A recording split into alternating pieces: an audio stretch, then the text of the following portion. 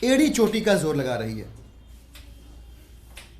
और भाजपा के एड़ी चोटी के जोर के सामने का जो चेहरा है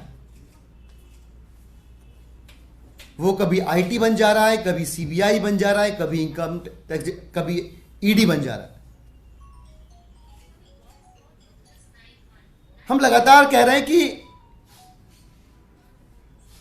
Bharatiya Janata party ED CBI जैसी संवैधानिक संस्थाओं का दुरुपयोग कर रही है, ये तो एक बात है ही।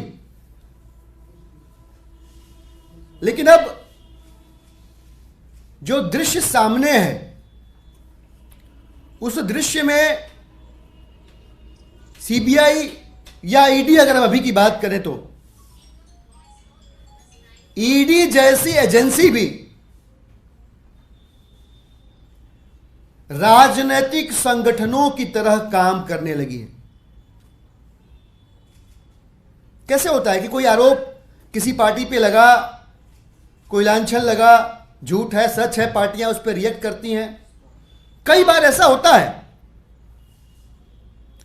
आपको खबरें मीडिया में देनी पड़ती हैं। बिल्कुल इसी रवैये ढर्रे के ऊपर ईडी भी काम करने लगी अब, और पूरे देश ने देखा कि कैसे एक मजे हुए राजनीतिक खिलाड़ी की तरह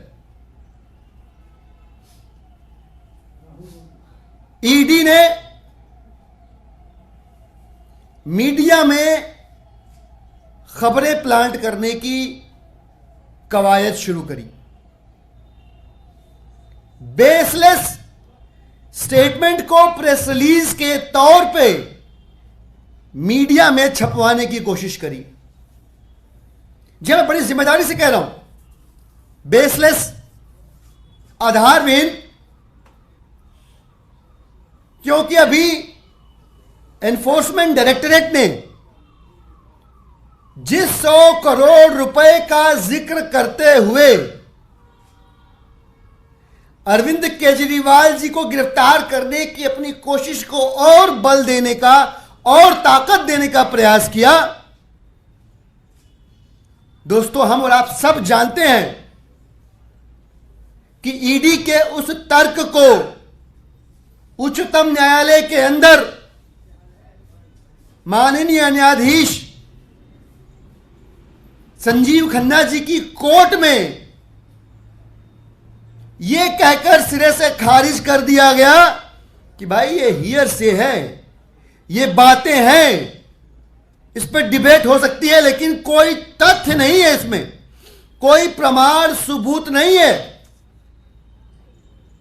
100 करोड़ रुपए की कहानी के पीछे कोई आधार नहीं है।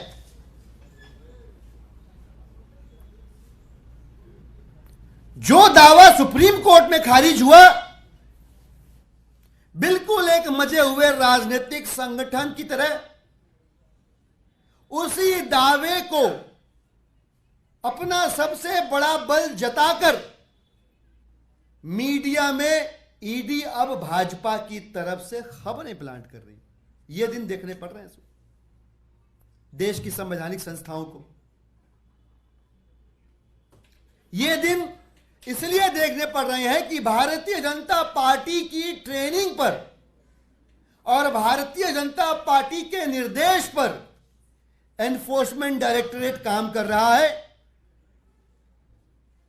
अभी भी हम भाजपा से कहना चाहते हैं कि लोकसभा चुनाव में जो आपने 3 स्टार कैंपेनर उतारे हैं, इसके बावजूद आपका घिनौना चेहरा देश और दिल्ली की जनता देख पा रही है और आपके खिलाफ जनादेश देने को तैयार बैठी हुई।